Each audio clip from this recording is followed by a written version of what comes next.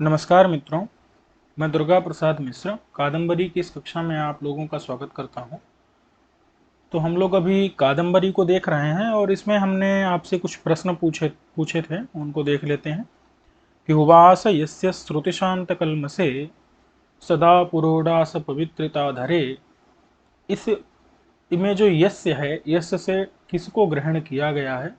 बाणभट्ट को, चित्रभानु को, अर्थपति को या कुबेर को? ठीक है, तो ये कुबेर का इसमें वर्णन किया गया है, क्योंकि इसके पहले जो है कुबेर 10वां जो श्लोक है उसमें बताया गया है कि वत्स से वात्स्य हुए और वात्स्य के ही वंश में कुबेर हुए।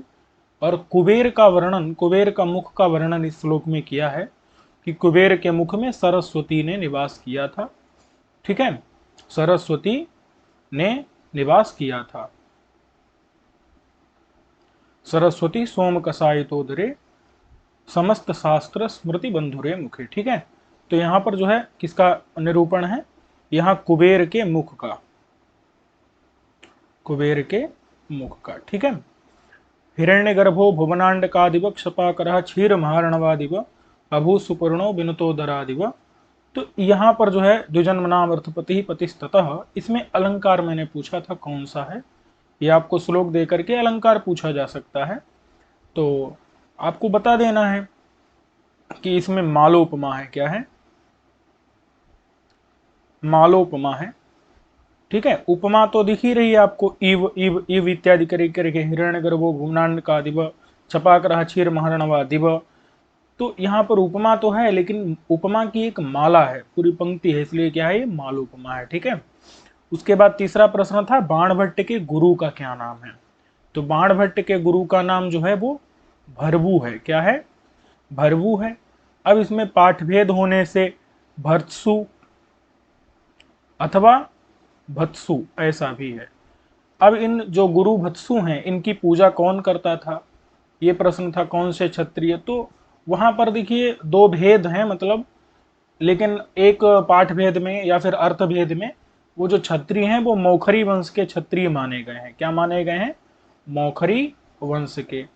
क्योंकि आपको याद होगा कि नमामि भत्सोश्चरणाम्बुजद्वयम सशेखरैर मौखरी भी कृतार्चनम।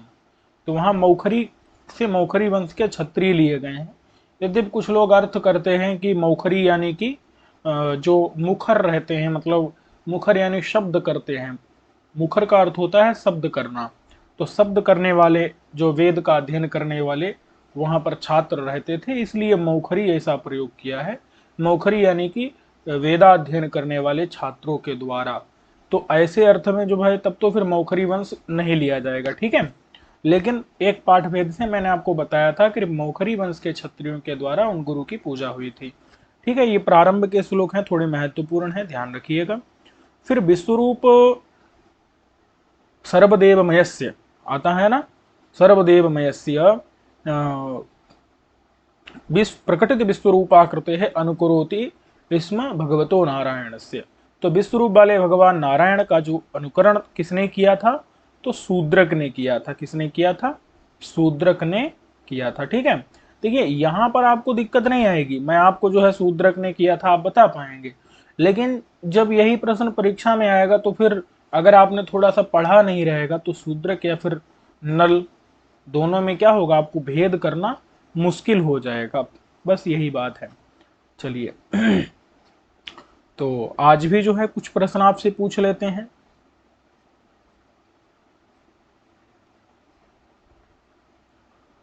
कुछ प्रश्न हो जाएं चलिए आपसे।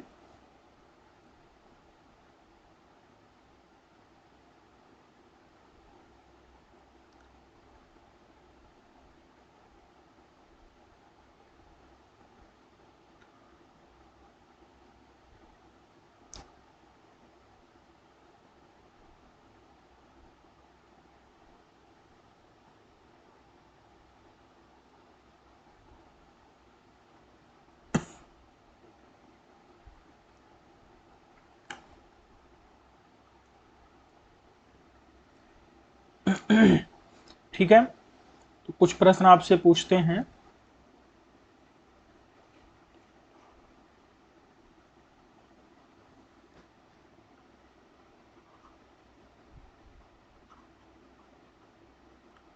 कलियुग से डरकर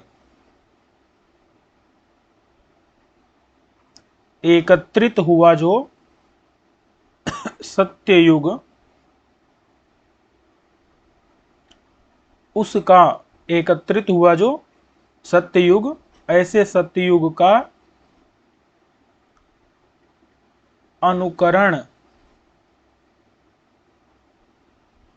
करने वाली कौन थी। ठीक है, पहला प्रश्न हो गया। दूसरा प्रश्न आपसे पूछ लेते हैं।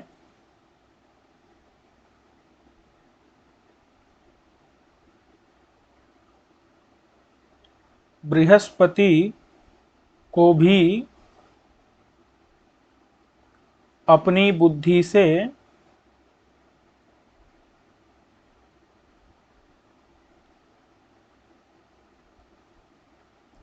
उपहास करने वाले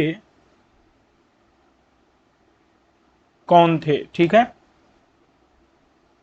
राजा के मंत्री, राजा के मित्र इत्यादि। ठीक है, ऐसे जो है विकल्प आपके सामने आ जाएगा। और आपसे जो है कुछ और पूछ लेते हैं।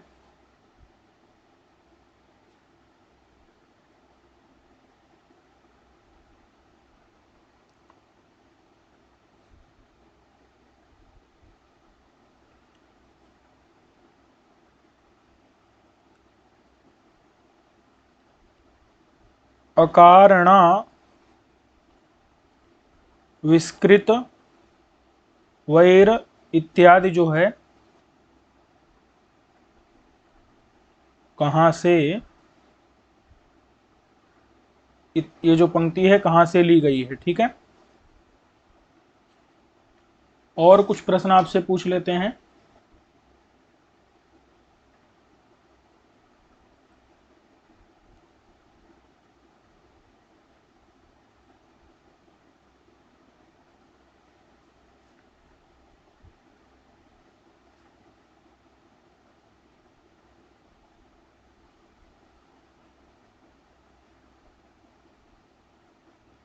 विधान संपादित इत्यादि श्लोक में यो यूप करैर गजैरिव में यह पद से किसका ग्रहण किया गया है। ठीक है, और आपसे एक प्रश्न पूछ लेते हैं।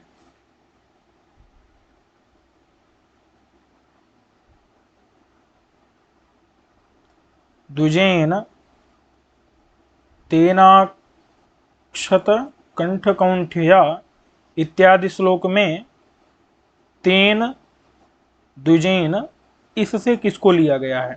ठीक है, इतना हो गया। एक आपसे प्रश्न और भी पूछ लेते हैं।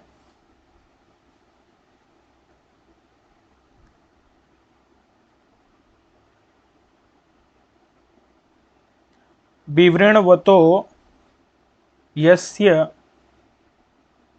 विसारी वांग्मयम में जो विसारी पद है इसमें कौन सी विभक्ति है और किस सूत्र से हुई है।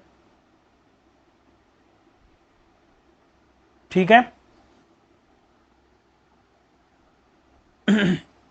ये जो है कुछ प्रश्न है आपके समक्ष, इनका आपको उत्तर देना है।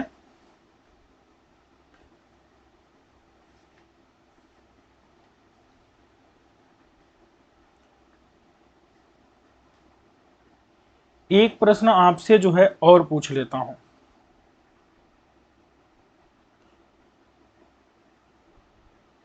जिसका उत्तर अभी आपको मिलेगा, अगले पाठ में मिलेगा। ठीक है,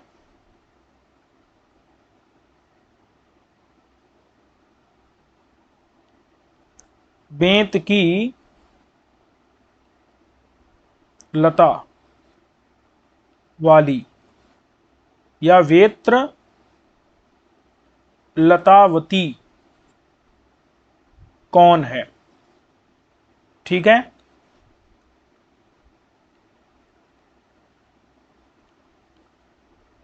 इतना हो गया। एक और प्रश्न पूछ लेते हैं।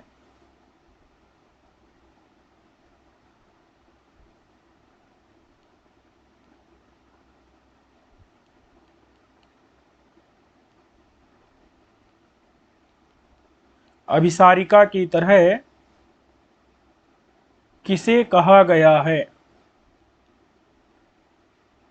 ठीक है, तो ये आपको बताना है, इन प्रश्नों के उत्तर आपको देने हैं। ठीक है, चलिए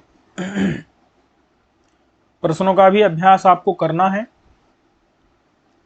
ठीक है, तो अब हम लोग देख लेते हैं इस अगले अनुच्छेद को, अगले पाठ को देखते हैं। एकदा तु नाति दूरोदिते नवनलिन दल संपुट विधि किंचिन मुक्त पाटिलिम्नि भगवती सहस्रमरीचिमालिनी राजानमास्थान मंडपगतम अंगनाजन विरुद्धेन वामपार्श्वावलंबिना कौक्षेयकेण सन्निहित विषधरा इव चंदनलता भीषण रमणीया कृतिः अविरल मलयज अनुलेपन धवलितस्तनतटा उन्मज्जत ऐरावत कुंभ मंडलेव मंदाकिनी चूड़ामणि प्रतिबिंबच्छलेन राजाज्ञेव मूर्तिमती राजभिः शिरोभिरुह्यमाना सरदिव कलहंस धवलांबरा जामदग्नि परशुधारेव वसीकृत सकल राजमंडला विंध्यवन भूमिरिव बेत्रलतावती राज्याधिदेवतेव विग्रहिणी प्रतिहारी समुपसृत्य क्षितितल निहित जानुकर कमला सविनयम अब्रवीत। ठीक है, तो एक बार हम इसको देखते हैं। अब यहां पर मामला क्या है, देखिए सुबह हो गई है तो सुबह सुबह राजा कहां जाता था? अपनी सभा में जाता था। तो उसी समय सभा के बाहर कौन रहती थी? माने जो द्वारपालिका थी, सुबह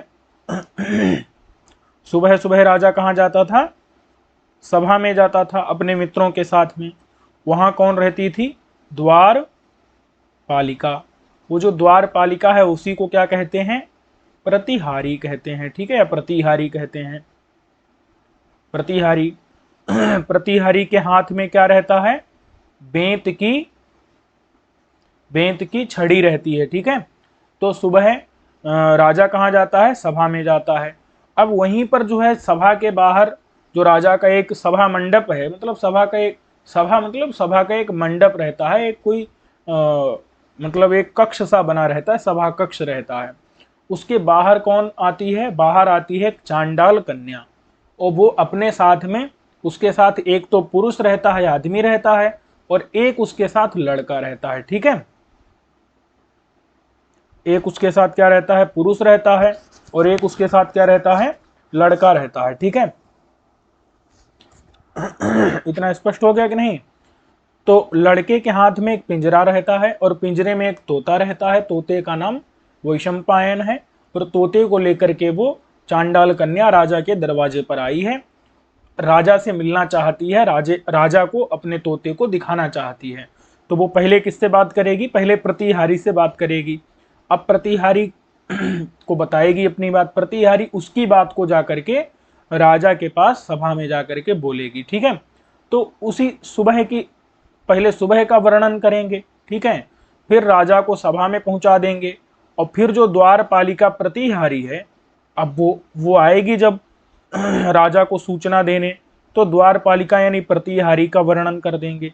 पहले सुबह का वर्णन कर देंगे, बस मौका मिल जाए बाणभट्ट को तुरंत वर्णन करने लगते हैं।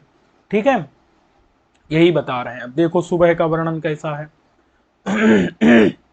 तो देखिए सप्तम्यंत पद हैं ये सभी। एकदा मतलब होता है एक बार, एक बार की बात है। ठीक है, एकदा मतलब एक बार, तू माने तो। एक बार तो क्या घटा, क्या हुआ? तो कहते हैं कि भगवती, भगवती यानी भगवान, भगवान। सहस्त्र मरीचिमाली कौन है? सहस्त्र का मतलब होता है हजार, मरीचि यानी होता है किरण। उल्टा उल्टा लिख रहा हूं भाई, सही कर लीजिए। हजार, मरीचि यानी क्या होता है? किरणें। तो हजारों जो किरणें, हजारों किरणें वाले कौन है? हजारों किरणों की जो माली यानी कि माला वाले, माला वाले। तो हजारों किरणों की माला वाले कौन है? भगवान हजारों किरणों की माला वाले कौन है? भगवान सूर्य। ठीक है, तो भगवती यानी भगवान सूर्य के। अच्छा, अब ये सप्तम में अंत है, इनका इनका अन्वय कहाँ होगा? न अति दूरोदिते। न माने जो नहीं, अति दूर, अति दूर मतलब बहुत दूर, जो बहुत दूर उदित नहीं हुए हैं, बहुत दूर उदय जिनका नहीं हुआ है। समझ आ गया कि नहीं? अति माने बहुत, दूर माने दूर, तो बहुत दूर, उदित माने उदय, तो बहुत दूर जिनका उदय न माने नहीं हुआ है। इस प्रकार के भगवती सहस्त्र मरीचि मालिनी, यानी सहस्त्र माने हजार, मरीचि यानी किरणों की, माली कहते हैं माला वाले को। तो हजारों किरणों की माला यानी समूह, हजारों किरणों का समूह अथवा पंक्ति, हजारों किरणों की जो पंक्ति है, ऐसी पंक्ति वाले कौन है? भगवान सूर्य हैं। तो जब वो न अति दूरोदिते, जो अति दूर तक पहुंचे नहीं है, मतलब उदय तो हो चुका है उनका, लेकिन अभी बहुत दूर तक नहीं पहुंचे हैं। तात्पर्य यह है कि अभी मध्याह्न काल तक नहीं पहुंचे हैं, सुबह सुबह ही है। अच्छा, सुबह सुबह क्या होता है जब सूर्य उदय होता है? तो जो फूल होते हैं ना, वो खिल जाते हैं, कमल खिल जाते हैं।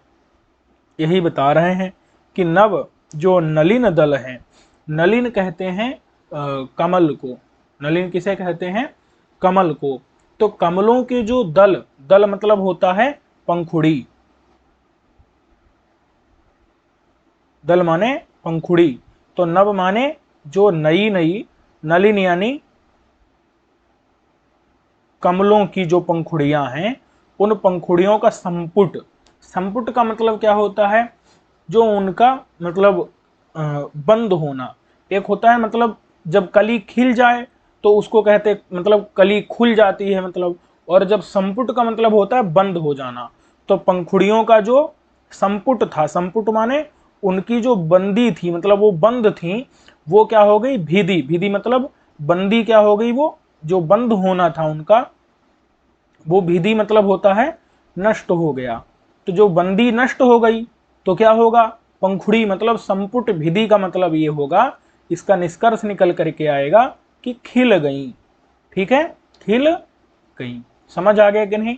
नव माने नई नई, नलिनी यानी कमलों के जो दल यानी पंखुड़ियां थी, वो कमल के फूल की जो पंखुड़ी थी, वो उसका जो संपुट था, संपुट मतलब जब पहले वो बंद थी रात में, और वो संपुट क्या हो गया? भिद हो गया, मतलब नष्ट हो गया, तो वो पंखुड़ियां क्या हो गई? खिल गई। ठीक है, तो ऐसे संपुट को भेदन करने वाला यानी खिलाने वाला कौन हुआ? उनको विकसित करने वाला कौन हुआ?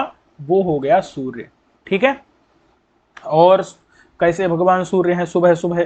तो किंचित माने थोड़ा थोड़ा, मुक्त माने निकल रहा है।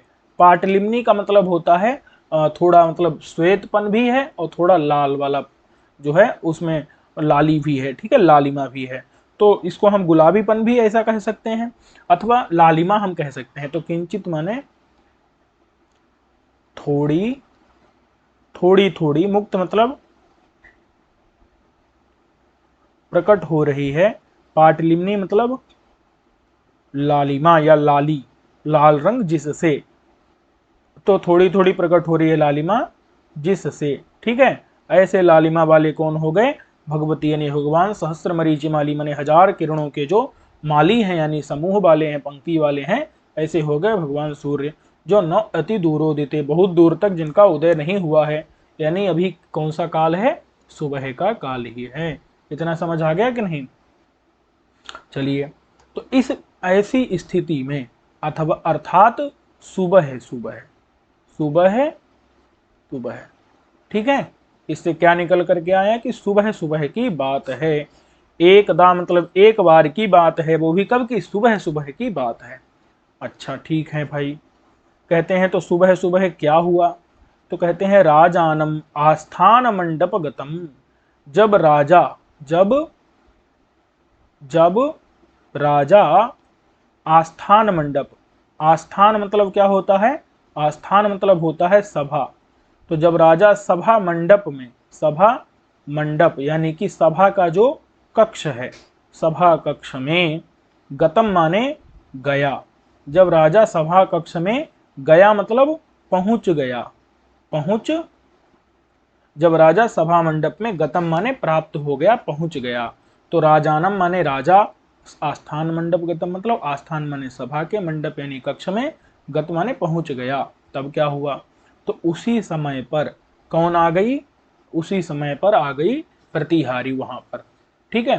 अब वो प्रतिहारी कैसी थी, तो देखो स्त्रियां क्या तलवार धारण करती हैं, नहीं धारण करती भाई। सामान्य रूप से पुरुष तलवार चलाते हैं, लेकिन वहां पर स्त्री भी तलवार को धारण किए हुए है। यही विशेष बात है।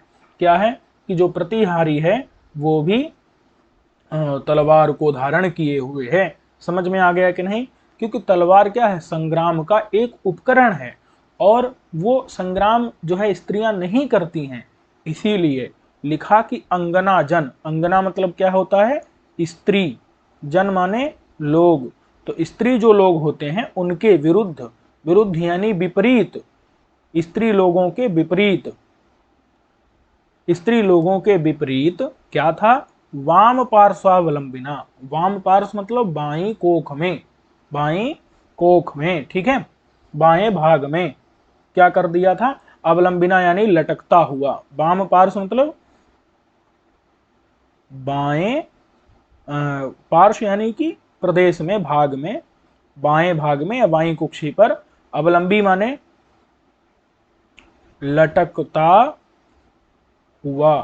कौन लटक रहा था भाई बाएं भाग में, बाएं भाग में, वाम पार्श्व मतलब बाएं भाग में, अवलंबी यानी लटकता हुआ। कौन था, कौक्षेयक, कौक्षेयक मतलब तलवार, तलवार, ठीक है, कौक्षेयकेण। तो इस तलवार से, कौक्षेयकेण तृतीय है, तो तलवार के कारण, तलवार के कारण वो क्या लग रही थी, ऐसी लग रही थी जैसे किसी चंदन की लता के ऊपर विषधर माने सांप, विषधर माने सांप, सन्निहित मतलब लिपट गया हो, लिपट गया, लिपट गया हो सांप, जिसमें ऐसी चंदन की लता। और ये जो इव लिखा है ना, इस इव को कहाँ जोड़ते हैं, यहां पर जोड़ते हैं। आपको आगे ऐसी बहुत सी समस्या मिलेगी कि जहां इव पहले लिखा होगा लेकिन उसको हम आगे जोड़ेंगे, ठीक है। तो सन्निहित विषधारा मतलब लिपटा, लिपट गया हो सांप जिसमें, सन्निहित विषधर यस्याम, ठीक है। सन्निहित माने लिपट गया हो, विषधर माने विष को धारण करने वाला कौन होता है, सांप, जिसमें ऐसी चंदन लता के समान कौन लग रही है, प्रतिहारी लग रही है। प्रतिहारी माने द्वारपालिका। और वो कैसी लग रही है इस कारण से, भीषण, भीषण मतलब क्या होता है, भयंकर, भयंकर। और रमणीय, रमणीय का मतलब होता है मनोहरण, मनोहारी, मनोहारी आकृति वाली, आकार वाली। समझ आया कि नहीं, कि जो उसका आकार है, उसका जो सौंदर्य है वो भयंकर भी लग रहा है और मनोहारी भी लग रहा है। इसको जो है मनोहारी लिख लीजिए आप, मनोहारी क्या लग रहा है, मनोहारी। समझ आया कि नहीं, रमणीय मतलब क्या होता है, मनोहारी, भीषण माने भयंकर। तो भयंकर और रमणीय यानी मनोहारी, आकृति माने आकार अथवा सौंदर्य, बाली कौन हो गई, प्रतिहारी। समझ आया कि नहीं, ये जितने भी प्रथमांत हैं सब प्रतिहारी के विशेषण हैं। तो इतना समझ आ गया होगा आपको कि, एक बार फिर से बोल देता हूं कि एक धातु एक बार क्या हुआ, जब न अति दूरोदिते माने नहीं बहुत दूर तक उदय हुआ भगवान सूर्य का, नव नलिन दल, नव माने नई, नलिन यानी कमलों के जो दल माने पंखुड़ी, संपुट माने वो बंद थी, उसको भिदी यानी कि संपुट को नष्ट कर दिया, यानी उसको खोल दिया। तो खोल देने वाले कौन है, भगवान सूर्य। और किंचन मुक्त पाटलिमनी, थोड़ी थोड़ी प्रकट है लालिमा जिससे ऐसे सूर्य हैं।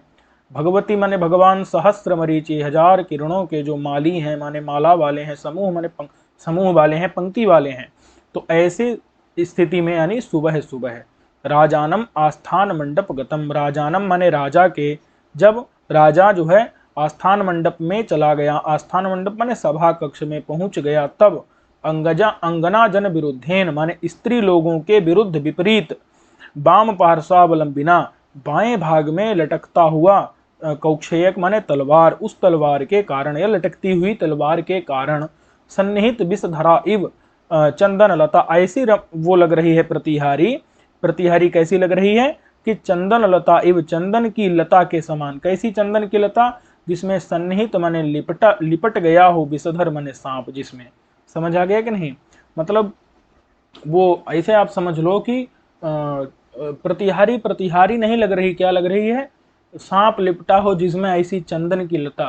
अब आपको याद है लिपटे रहत भुजंग, ऐसा आता है ना, क्या है कुछ, अब दोहा मुझे अभी याद नहीं आ रहा है। जो रहीम उत्तम प्रकृति का करी सकत कुसंग, चंदन विष व्यापत नहीं लिपटे रहत भुजंग। ठीक है, तो चंदन की लता में जो है शीतलता इत्यादि के कारण, सुगंध इत्यादि के कारण जो है उसमें विषधर यानी सांप लिपटे रहते हैं।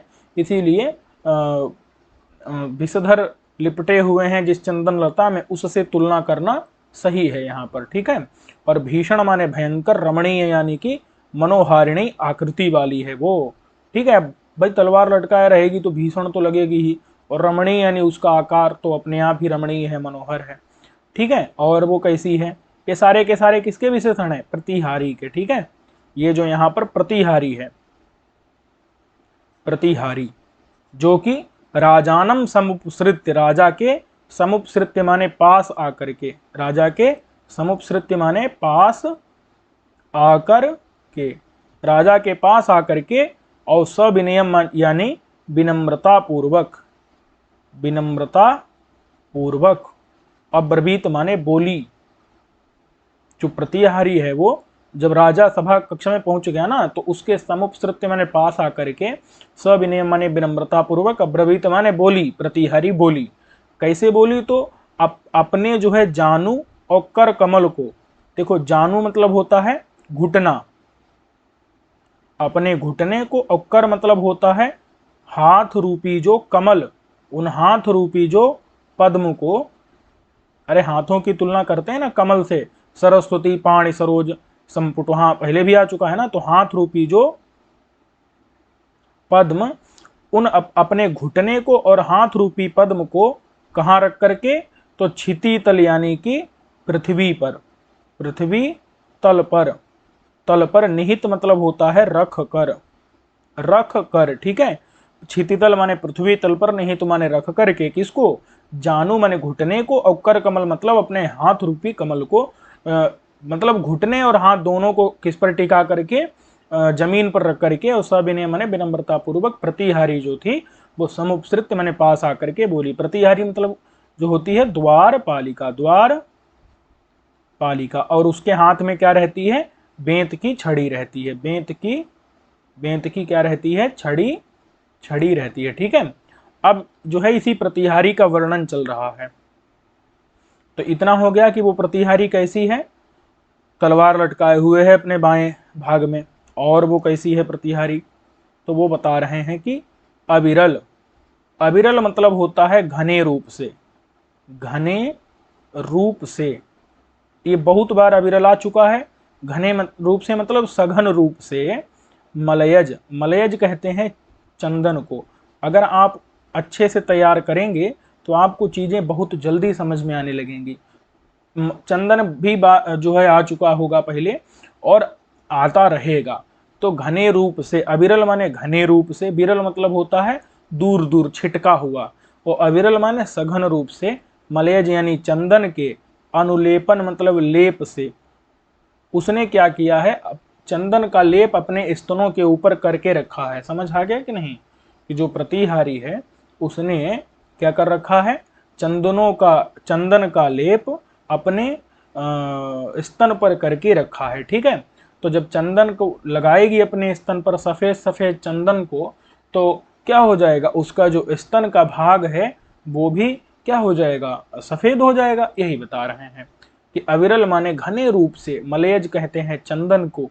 तो उस चंदन का अनुलेपन माने लेप के कारण, लेप के कारण। धवलित, धवलित मतलब होता है सफेद, धवलित माने सफेद हो गया है स्तन तट जिसका, धवलित माने सफेद हो गया है स्तन तट, स्तन का भाग जिसका। ठीक है, स्तन का भाग जिसका। ऐसी कौन है? ऐसी है प्रतिहारी। ठीक है,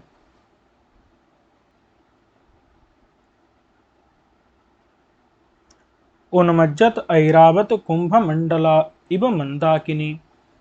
उन्मज्जत ऐरावत कुंभ मंडला इव मंदाकिनी। अब देखिए इसकी तुलना कर रहे हैं मंदाकिनी यानी आकाश गंगा से, कि वो कैसी है, आकाश गंगा की तरह है। ठीक है, देखिए यहां भी जो है इव इधर लगाया है, लेकिन इसको आपको कहां जोड़ना है, यहां पर, कि मंदाकिनी इव। ठीक है, तो मंदाकिनी इव माने आकाश गंगा की तरह है। कौन, प्रतिहारी। कौन है, प्रतिहारी। ठीक है, अब देखिए क्यों आकाश गंगा की तरह है, क्योंकि जो उसके स्तन का भाग है वो कैसा है, माने घने रूप से चंदन का लेप लगाने के कारण उसका जो स्तन वाला भाग है वो क्या हो गया, सफेद हो गया है। तो ऐसा लग रहा है कि जैसे आकाश गंगा में ऐरावत हाथी नहाने आया हो और उसने अपना सिर ऊपर की तरफ उठा दिया हो। अब आप थोड़ा समझिएगा कि आप कल्पना करिए किसी नदी के अंदर कोई, मतलब एक ऐरावत हाथी होता है ना, वो एकदम सफेद माना गया है। तो ऐरावत हाथी जब अपना सिर निकालेगा गंगा के ऊपर, गंगा जी, मानो कल्पना करो गंगा जी में हाथी नहा रहा है, तो हाथी का सिर ऊपर निकला हुआ है, तो वो सिर कैसा होगा, एकदम सफेद सफेद होगा। बात समझ में आई कि नहीं। तो उसी प्रकार से इसके जो स्तन हैं वो भी सफेद सफेद हैं, इसीलिए तुलना की जा रही है कि आकाश गंगा की तरह, जैसे आकाश गंगा में हाथी ऐरावत नाम का हाथी जो कि एकदम श्वेत वर्ण का है, वैसे तो प्रायः हाथी जो है काले वर्ण के होते हैं, तो लेकिन ऐरावत हाथी श्वेत वर्ण का है, तो वो अपना जब सिर निकालेगा तो कैसा लगेगा कि नदी से एक सफेद सफेद कुछ निकला है, मतलब हाथी का जो सिर निकला है वो जो है तुलना हो रही है यहाँ पर प्रतिहारी के स्तन से उसकी। समझ आया कि नहीं। तो उन्मज्जत, उन्मज्जत का मतलब क्या है, स्नान करते समय। उत मतलब होता है ऊपर की तरफ निकला हुआ, ऊपर की तरफ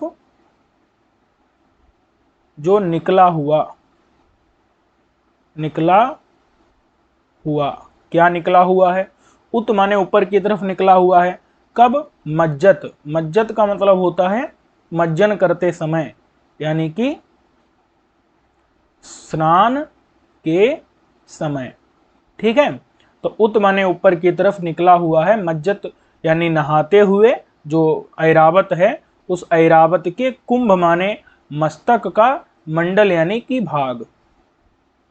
समझ आ गया कि नहीं, कि ऐरावत हाथी के कुंभ माने मस्तक का जो मंडल यानी भाग है, वह भाग उत माने ऊपर की तरफ निकला हुआ है। ठीक है, मज्जत का मतलब क्या होता है, मज्जन कहते हैं स्नान को। तो मज्जत यानी स्नान के समय या स्नान करते हुए, माने स्नानम कुर्बन यह ऐरावत, जो ऐरावत है, स्नान करता हुआ जो ऐरावत है, उसके कुंभ यानी मस्तक का जो मंडल यानी भाग है, वह उत माने ऊपर की तरफ निकला हुआ है। ठीक है, अच्छा, जहां पर जिस नदी में, वो हो गई मंदाकिनी माने आकाश गंगा, उस आकाश गंगा की तरह प्रतीति हो रही है। बात समझ में आ गई कि नहीं, उस आकाश गंगा की तरह प्रतिहारी लग रही है। इतना समझ में आ गया कि नहीं।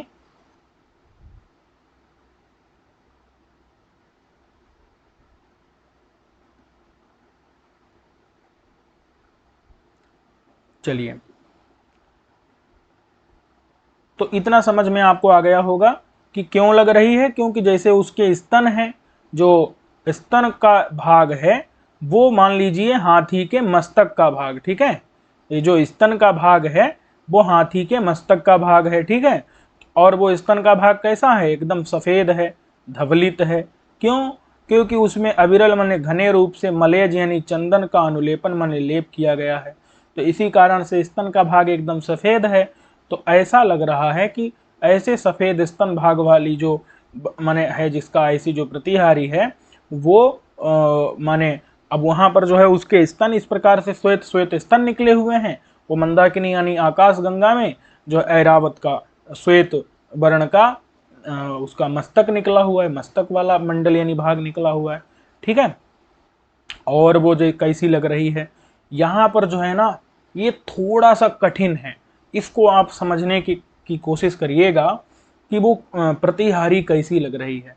तो देखो थोड़ा कल्पना की जरूरत है यहाँ पर कि एक कोई कक्ष है, उस कक्ष में प्रतिहारी जो है वो बैठी हुई है और यह खड़ी हुई है, बैठी हुई है, जो भी है, वहां पर बहुत से राजागण बैठे हुए हैं और एक उनमें, जैसे मैं, अब वैसे मुझे तो बनाना आता नहीं है,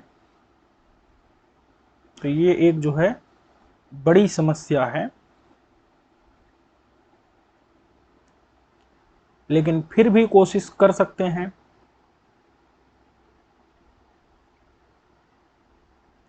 वैसे शेप भी मुझे पता नहीं कौन सी लेनी चाहिए जिससे जो है ये बताया जा सके।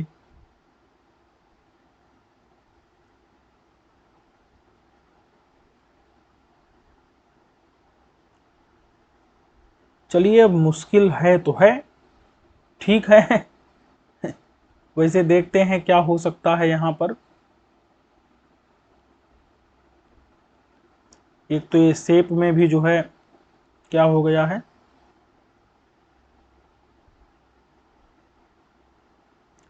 विशेष अभ्यास नहीं है, अभ्यास होना चाहिए, ठीक है। चलिए देखते हैं, कोशिश करते हैं।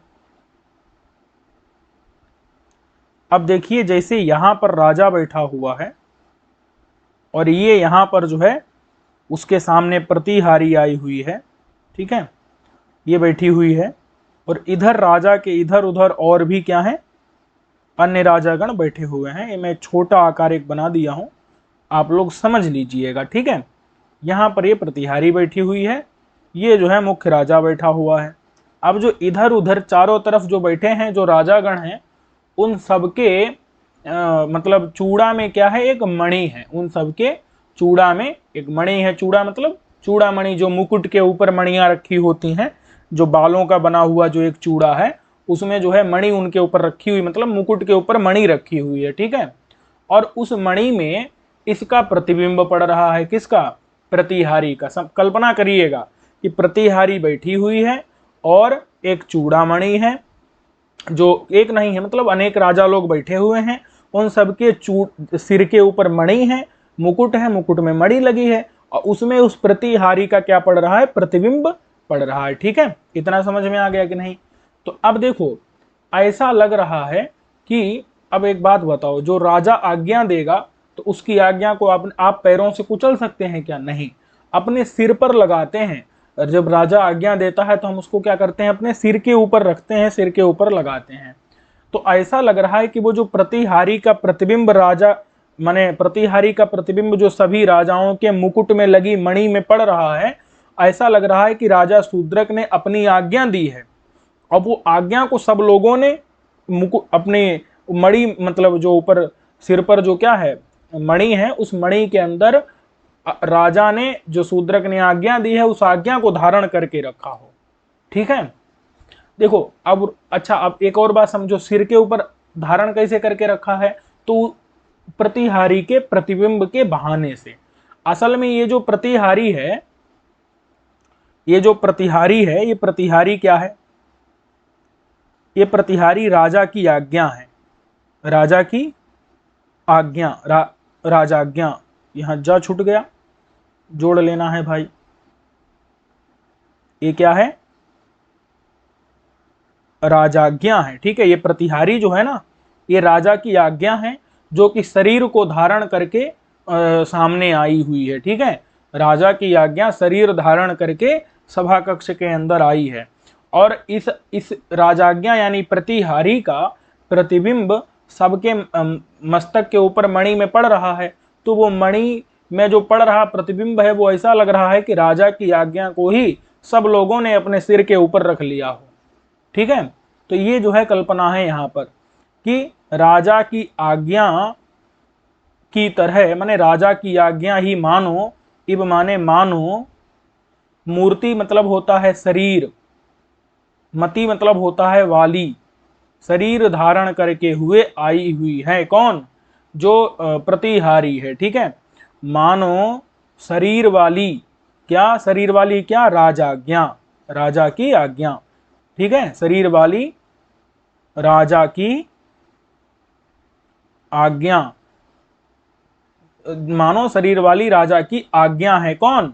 प्रतिहारी, ठीक है। प्रतिहारी क्या है? राजा की शरीर वाली राजा की आज्ञा है, जो कि शरीर धारण करके आई हुई है। मूर्तिमती, मूर्ति मतलब शरीर, मति मतलब वाली, समझिए। जैसे भगवान क्या करते हैं? शरीर धारण करके आ जाते हैं, वो निर्गुण से सगुण रूप में आ जाते हैं। उसी प्रकार से राजा की आज्ञा निर्गुण रूप को अपने त्याग करके और मूर्ति मतलब कि शरीर को उसने जो है धारण कर लिया है, ठीक है। तो राजा की आज्ञा ने प्रतिहारी का रूप ले लिया है। इब माने मानो, राजाज्ञा, राजा की आज्ञा मूर्तिमती हो गई है, शरीर वाली हो गई है, ठीक है। अच्छा, अब उसको सभी राजाओं ने, उसको सभी राजाओं ने, किसको? राजा की आज्ञा को, राजा की आज्ञा मतलब प्रतिहारी को, राजा की आज्ञा माने प्रतिहारी को, राजभी, राजभी मतलब राजाओं ने, राजाओं ने, सिरोभी, सिरोभी मतलब सिर पर, सिर के द्वारा, सिर के द्वारा, सिर के द्वारा, उह्यमाना का मतलब है ढोई जा रही है, ढोई जा रही है, अथवा कह सकते हैं वहन की जा रही है, वहन की जा रही है, ठीक है। इतना समझ आया कि नहीं? कि जो सिर के द्वारा वहन की जा रही है, सिर पर जो है अन्य राजा लोग उस राजा की आज्ञा मतलब प्रतिहारी को अपने सिर पर वहन कर रहे हैं। अच्छा, एक बात बताओ, कोई सिर पर थोड़े सीधे प्रतिहारी को चढ़ा लेगा, लेकिन वो चढ़ गई है, किसके बहाने से? तो सबकी चूड़ामणि में वो प्रतिबिंबित हो रही है, इस प्रतिबिंब के छल से, बहाने से वो सबके सिर पर चढ़ गई। ये बता रहे हैं कि चूड़ामणि, जो सबकी जो चूड़ामणि है, मुकुटमणि है, जो सबके मुकुट में जो लगी हुई मणि यानी चमकदार जो पत्थर है, उसमें क्या हो रही है? उसमें उस प्रतिहारी का, उस प्रतिहारी का क्या पड़ रहा है? इन सबके मुकुटों की मणि में प्रतिहारी का प्रतिबिंब पड़ रहा है।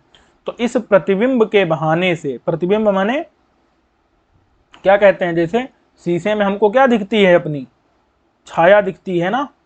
तो उस प्रतिबिंब के बहाने से, प्रतिबिंब के छल माने बहाने से, समझ में आया कि नहीं? कि वहां पर चूड़ामणि में पड़ रहा है उसका प्रतिहारी का प्रतिबिंब, सभी राजाओं की चूड़ामणि में प्रतिबिंब पड़ रहा है।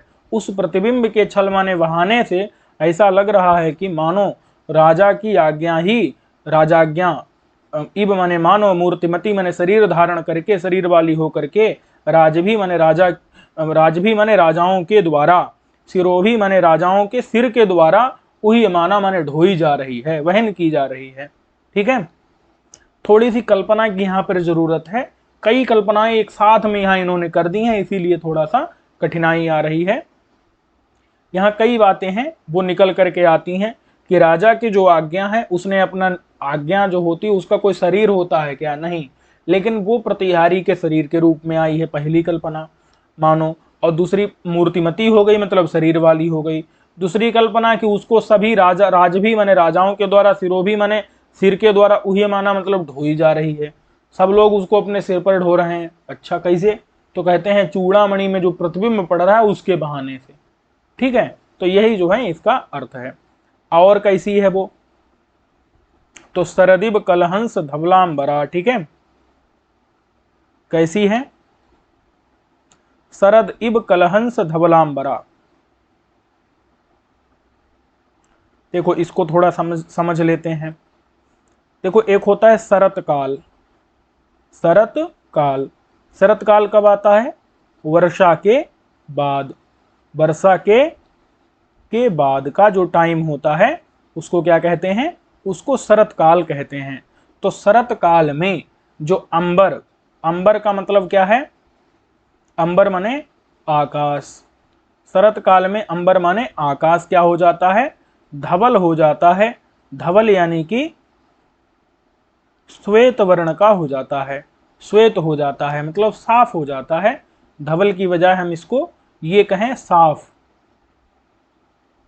साफ हो जाता है, ठीक है। क्यों? क्योंकि शरत काल के पहले क्या रहती है? वर्षा, और वर्षा में क्या रहता है?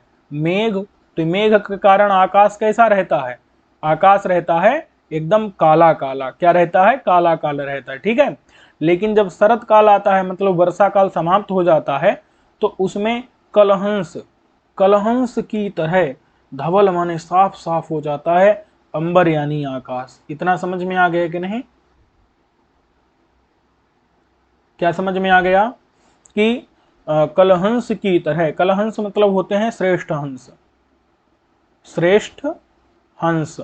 तो श्रेष्ठ हंस की तरह, यहाँ की तरह अपने आप जोड़ना पड़ेगा, की तरह धवल यानी साफ हो जाता है, श्वेत हो जाता है अंबर यानी आकाश। समझ आ गया कि नहीं? साफ हो जाता है, स्वच्छ हो जाता है। हम इसको श्वेत की बजाय स्वच्छ कहें, साफ कहें तो उचित है। तो अंबर हो जाता है जहां पर। ऐसा कौन हुआ? ऐसी हुई शरद ऋतु, शरत काल, ठीक है। तो ये तो हो गया शरत काल के विषय में। लेकिन अब अगर यही जो है शरत काल की तरह कौन है? ऐसे शरत काल की तरह, क्योंकि यहां भी तो इव है ना, कलहंस की तरह, श्रेष्ठ हंस की तरह धवल माने साफ अंबर यानी आकाश वाली कौन होती है? शरद ऋतु होती है। क्या होती है? शरद ऋतु होती है, ठीक है। समझ आ गया कि नहीं? कलहंस यानी श्रेष्ठ हंस की तरह धवल यानी साफ अंबर यानी आकाश वाली क्या होती है? शरद ऋतु होती है। तो ऐसे शरत की तरह माने शरत काल की, शरद ऋतु की तरह, की तरह कौन है? उसकी तरह है प्रतिहारी। कैसे है भाई? ये भी तो समझना पड़ेगा ना। तो देखो प्रतिहारी के जो अंबर हैं, अंबर का मतलब अब ये देखो यहां बदल जाएगा। देखो कलहंस, कलहंस कलहंस का अर्थ हो जाएगा वही श्रेष्ठ हंस, श्रेष्ठ जो हंस, ठीक है। तो श्रेष्ठ हंस के समान, श्रेष्ठ हंस के समान, ये तो दोनों में समान रहेगा। तो श्रेष्ठ हंस के समान धवल यानी कि स्वच्छ, वही साफ। अब अंबर का अर्थ बदल जाएगा। धवल का अर्थ तो यही रहा, लेकिन अंबर का अर्थ हो जाएगा वस्त्र, वस्त्र हैं जिसके, ठीक है। तो ऐसे वस्त्रों वाली। समझ आ गया कि नहीं? वस्त्र हैं जिसके अथवा वस्त्रों वाली कौन हो गई? तो वस्त्रों वाली हो गई प्रतिहारी। इतना समझ आ गया कि नहीं? कलहंस माने श्रेष्ठ हंस के समान, धवल माने स्वच्छ, अंबर माने वस्त्र हैं जिसके, ऐसी कौन हो गई? प्रतिहारी, वस्त्र वाली। और शरतकाल भी ऐसी है, क्योंकि कलहंस माने श्रेष्ठ हंस रूपी, जहां पर यह श्रेष्ठ हंस की तरह धवल माने साफ, अंबर माने आकाश है जिसमें ऐसी शरद ऋतु होती है, ठीक है। तो इसलिए जो है ये वाला जो विशेषण है, थोड़ा सा हम अंबर का अर्थ बदल करके, किसका? ये जो अंबर है, क्या ये जो अंबर है, अंबर के अर्थ को हम बदल करके क्या कर सकते हैं? हम दो दो अर्थ निकाल करके, अंबर का अर्थ आकाश करके, अंबर का अर्थ वस्त्र करके, शरत में भी घटा सकते हैं, शरद ऋतु में, और प्रतिहारी में घटा सकते हैं, ठीक है। तो शरत काल की तरह है प्रतिहारी। क्यों? क्योंकि कलहंस धवलांबरा है, और कलहंस धवलांबरा दोनों में घट जाएगा, ठीक है। श्रेष्ठ हंस की तरह धवल माने साफ, अंबर माने आकाश वाली, और श्रेष्ठ हंस की तरह धवल माने साफ, अंबर माने पोशाक वाली, वस्त्र वाली, ठीक है। ऐसी है प्रतिहारी। और कैसी है भाई प्रतिहारी?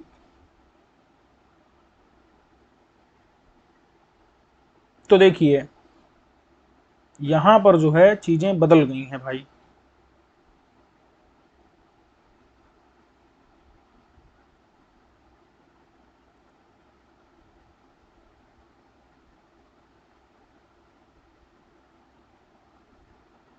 अब तो समस्या आ गई, ये तो बदल गया। चलिए कोई बात नहीं, समस्या आई है तो समाधान भी होगा। इसको मिटा देते हैं।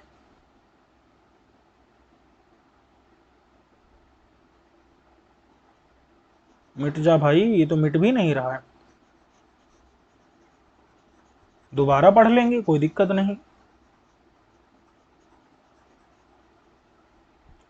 चलिए तो ये समझ लीजिए कि जामदग्ने परशुधारा इव वसीकृत सकल राजमंडला, ठीक है।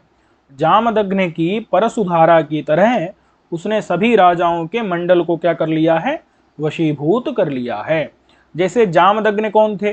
जामदग्नि का अर्थ होता है जमदग्ने अपत्यम, जमदग्नि का पुत्र।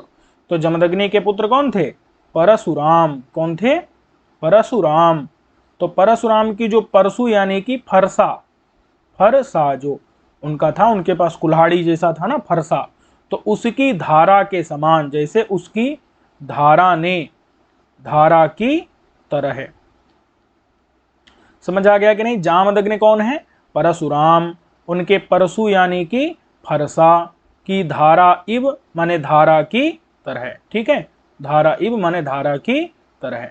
वशीकृत माने अधीन कर लिया है, अपने अधीन कर लिया है, सकल राजमंडला, सभी राजाओं के मंडल यानी समूह को। ठीक है, तो वशीकृत माने अधीन कर लिया है, सकल माने सभी, राजमंडल यानी राजाओं के समूह को, जिसने, ऐसी कौन हो गई? प्रतिहारी। समझ आ गया इतना? और कैसी प्रतिहारी है? तो कहते हैं कि विंध्यवन भूमिरिव बेत्र लतावती, विंध्यवन की जैसे भूमि है, विंध्यवन की भूमि, विंध्य नाम का एक वन है, उस वन में जो है भूमि कैसी है तो वो भी समझ लो आप। जो विंध्य वन है ना, उसमें बहुत ज्यादा बेंत की लताएं हैं। तो विंध्य वन की माने विंध्य वन, जो विंध्य नाम का वन है, उस वन की जैसे भूमि यानी कि जमीन, उस जमीन में इव, इव मतलब की तरह, की तरह, उस जमीन में क्या है? बहुत ज्यादा बेंत की लताएं हैं। वैसे ही इसके पास भी बेंत की लता है। बेत्र माने बेंत की लता, लता मतलब है छड़ी, बेंत की छड़ी, वती यानी वाली, वती माने वाली। समझ में आ गया कि नहीं? कि विंध्य वन की भूमि की तरह, जैसे विंध्य नाम का जो वन माने जंगल, उस जंगल की भूमि में बहुत सी बेंत की लताएं हैं, उसी प्रकार से, उसी तरह ये भी बेंत की छड़ी वाली है। बेंत, बेत्र लता वती, बेत्र माने बेंत की, लता माने छड़ी, वती माने वाली है। ठीक है, और कैसी है भाई ये? तो कहते हैं राज्याधिदेवतेव विग्रहिणी, जैसे राज्य की, जैसे हम लोगों को पता है ना, गांव का या फिर नगर का, हमारे गांव में जैसे कुल देवी होती हैं। ठीक है, तो गांव की ग्राम देवता होती हैं, कुल की देवी होती हैं, एक गांव की देवी होती हैं ग्राम देवता, एक नगर की देवी होती है नगर देवता। ऐसे ही राज्य की भी एक देवी होती हैं, उनको कहते हैं राज्याधिदेवता। वो राज्य की अधिष्ठात्री देवता होती हैं। वो देवता का मतलब देव अथवा देवी कोई भी हो सकता है। ठीक है, राज्य के अधि, अधि मतलब क्या होता है? अधिष्ठात्री। अधिष्ठात्री मतलब दूसरे शब्दों में कह सकते हैं स्वामिनी। क्या? राज्य की वो स्वामिनी होती हैं, स्वामिनी। ठीक है, तो देवता मतलब देवता, देवता, इव माने की तरह। ठीक है, की तरह। समझ आ गया कि नहीं? तो वो जो प्रतिहारी है, वो प्रतिहारी ऐसा लग रहा है कि राज्य की जो अधिष्ठात्री स्वामिनी जो देवता हैं, अधि, अधि मतलब अधिष्ठात्री माने स्वामिनी जो देवता हैं, उन देवता की तरह ही ये विग्रहिणी माने शरीर धारिणी है। विग्रहिणी मतलब, विग्रह कहते हैं शरीर को, और विग्रहिणी मतलब शरीर धारिणी, शरीर वाली, शरीर धारण करने वाली। समझ आया कि नहीं? कि जैसे ऐसा लग रहा है कि राज्य की जो अधिष्ठात्री देवता हैं, वही यहां पर शरीर धारण करके आ गई हों। समझ आ गया कि नहीं? कैसा लग रहा है कि जो राज्य की अधिष्ठात्री देवता हैं, वही इसके रूप में शरीर को धारण करके आ गई हों। ठीक है, तो राज्य की देवता की तरह मानो ये शरीर धारण करने वाली है। ऐसी है प्रतिहारी। प्रतिहारी माने द्वार पालिका। ठीक है, और मैं आपको बता चुका हूं द्वार पालिका क्या करती है? बेंत की छड़ी को अपने हाथ में रखती है। समुपसृत्य मतलब राजा के पास आकर, पास आकर। ठीक है, किसके पास आकर? राजा के पास आकर। क्षितितल यानी कि पृथ्वी तल पर माने जमीन पर, निहित माने रख करके, रख कर, किसको? जानू यानी कि घुटने को, और कर कमल मतलब हाथ रूपी कमल को। ठीक है, कहां पर? जमीन पर, जमीन पर रख करके घुटने और हाथ रूपी कमल को रख करके उस प्रतिहारी ने सविनियम, सविनियम का मतलब क्या बताए थे, विनम्रता पूर्वक, अब्रवीत, अब्रवीत माने बोला, बोला मतलब निवेदन किया, उस प्रतिहारी ने, द्वारपालिका ने निवेदन किया। ठीक है,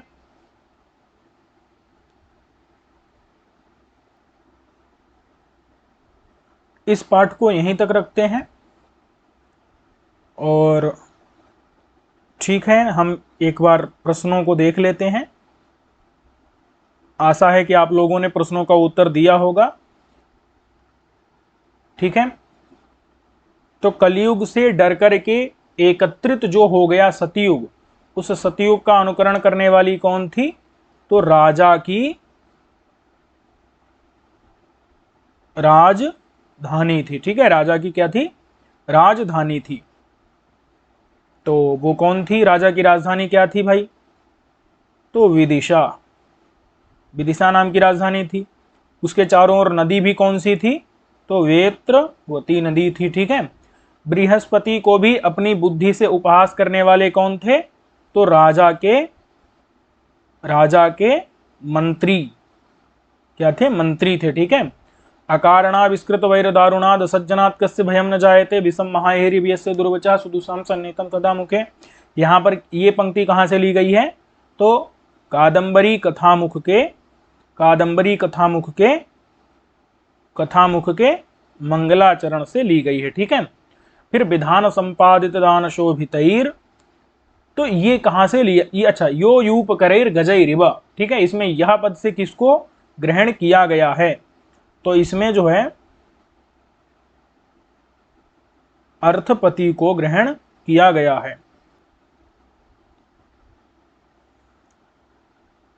द्विजेन तेनाक्षत कंठ कौंठया, यहां पर जो है तेन द्विजेन से किसको लिया गया है, तो यहां पर बाण भट्ट को लिया गया है। ठीक है, बाण भट्ट को लिया गया है क्योंकि बाण भट्ट ने कथा बनाई थी।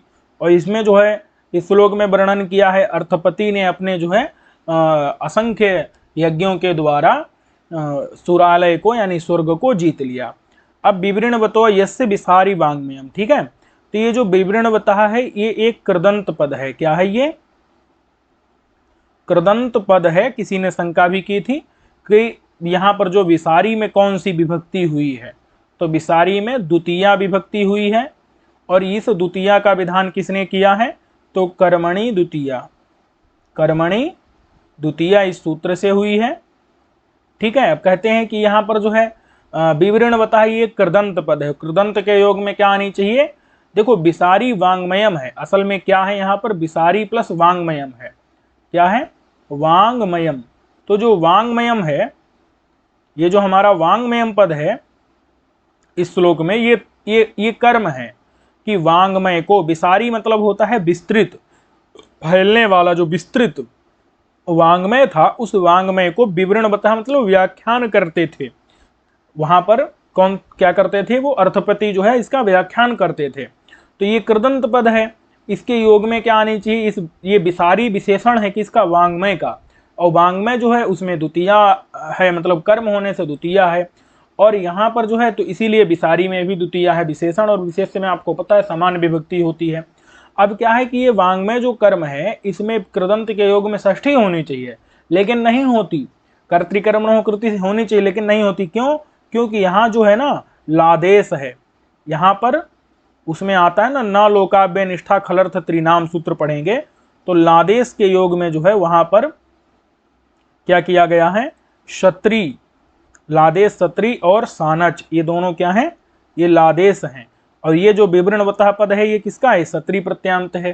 तो इसीलिए यहाँ पर लादेश होने से न लोकाव्य से षष्ठी का निषेध किसके योग में, वांग्मयम के योग में हो जाता है। ठीक है, अब ये विवरण बता है विशेषण है किसका, यस्य का यानी अर्थपति का, इसलिए इसमें षष्ठी आ जाती है। ठीक है, कि यस्य विवरणवतो यस्य विसारी वांग्मयम, तो यहां पर जो है यस्य में षष्ठी आ जाती है, यस्य के कारण विवरणवतः में विशेषण में षष्ठी आ जाती है। बात समझ में आ गई कि नहीं, एक मिनट, एक जो है मैं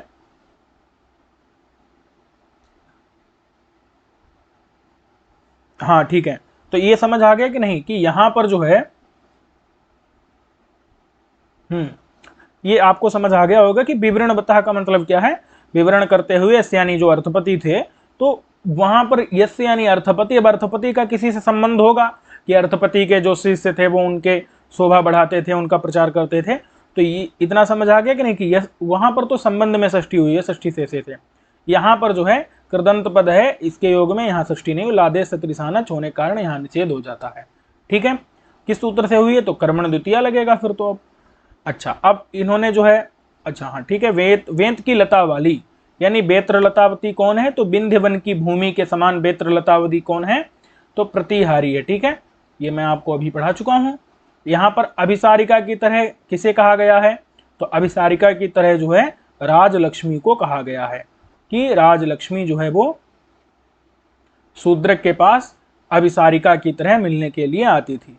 और अगर अभिसारिका कौन है, जैसे एक प्रश्न जो है मृच्छकटिक में अभिसारिका कौन है, तो वहां पर वसंत सेना अभिसारिका है। ठीक है, चलिए, तो ये जो है प्रश्नोत्तर हो गया, आपको प्रश्नों का उत्तर देना रहता है। ठीक है, और कोई भी अगर आपकी जिज्ञासा हो तो आप पूछ सकते हैं मुझसे। ठीक है, हम लोग अगले पाठ में मिलेंगे। सर्वेभ्यो नमः, नमो नमः।